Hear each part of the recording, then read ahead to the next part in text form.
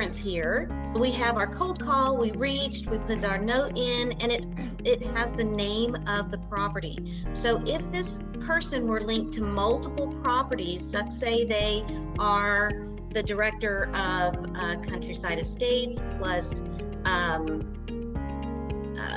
Houston Healthcare facility, whatever. If they have multiple properties, the one you maybe are talking specifically about is this one particular property. Maybe it's about all the properties. You never know.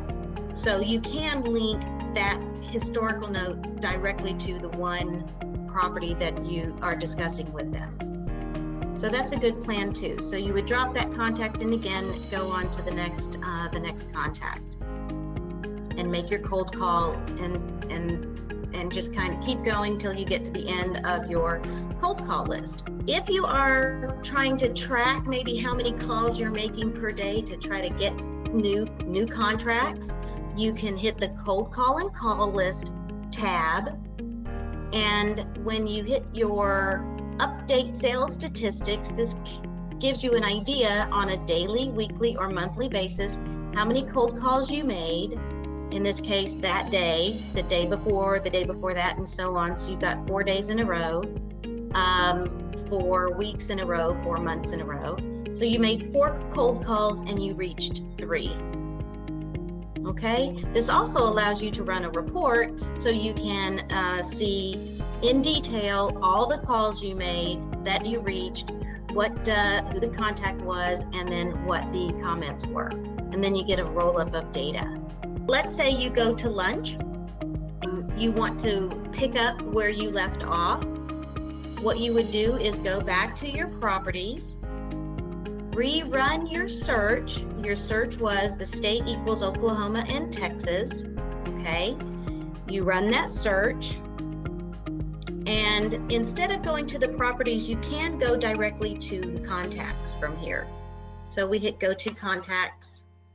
Oh. Go to contacts. We've got the original 38. Now we already talked to Mary Baker. So what we want to do is go to our cold call and call list, call these currently selected contacts, but notice in step 2, we're going to remove contacts who have already been reached. So if we've already talked to this contact, we want to drop them from our list. So in this case, we're going to drop them if we talked to them earlier today, last week, or whatever. Remove contacts who we've left a message for. Same thing. We want to drop them from our list. If we've identified someone as a do not call, we do not want to include them on the list. And if you've identified someone that doesn't have a phone number, do you want to include them? We're going to say yes for right now. So we create our list. So basically what this is doing is it's saying, okay, we had 38 in our list, we reached 2, and we left a message for 1, so we're down to 35 calls left to make. And then we hit the go to contacts. So again, what that does is we had our list, we were jamming through it, we go to lunch, come back, and we want to pick up where we left off. Maybe we looked up some other things and we lost our list. So we start back at the property section, rerun the same search, and then go to the cold calls and call list and narrow down that contact list. So that again, we can just jump back in. We don't have to worry about whether or not we reach this person already or not. And we start making our calls again.